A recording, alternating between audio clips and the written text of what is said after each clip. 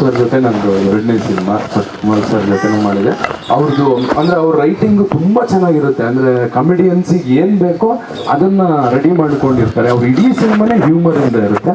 And ನಮ್ದು ಅದೃಷ್ಟ ಅನ್ಬೋದು, ಮೇಡಮ್ ಜೊತೆಗೆ ನಾನು ಅದನ್ನೇ ಹೇಳಿದೆ ಸರ್ ಕತೆ ಹೇಳಿದಾಗ, ಇದು ಊರ್ವಶಿ ಮೇಡಮ್ ಮಾಡ್ತಾರೆ. ಅಂದರೆ ಒಬ್ಬ ಕಾಮಿಡಿಯನ್ಗೆ ಡ್ರೀಮ್ ಇರುತ್ತಲ್ಲ, ಇಂತಿಂಥವ್ರ ಜೊತೆ ಆ್ಯಕ್ಟ್ ಮಾಡಬೇಕು ಅಂತ. ಮೋಸ್ಟ್ಲಿ ಕಾಮಿಡಿಯನ್ ಊರ್ವಶಿ ಮ್ಯಾಮ್ ಜೊತೆ ಆ್ಯಕ್ಟ್ ಮಾಡೋದಕ್ಕಿಂತ ಇನ್ನೊಂದು ದೊಡ್ಡ ಅದೃಷ್ಟ ಇಲ್ಲ ಅನಿಸುತ್ತೆ. ಅದಾದ ಮೇಲೆ ಇನ್ನು ನಮ್ಮ ಕನ್ನಡದಲ್ಲಿ ಲೆಜೆಂಡು ಓಂ ಪ್ರಕಾಶ್ ಸರ್ ಮೊನ್ನೆ ಇಂಟರ್ವ್ಯೂ ನೋಡೋ ತಲೆಗೆಟ್ಟು ಹೋಗ್ಬಿಟ್ಟಿತ್ತು ನಮಗೆಲ್ಲ.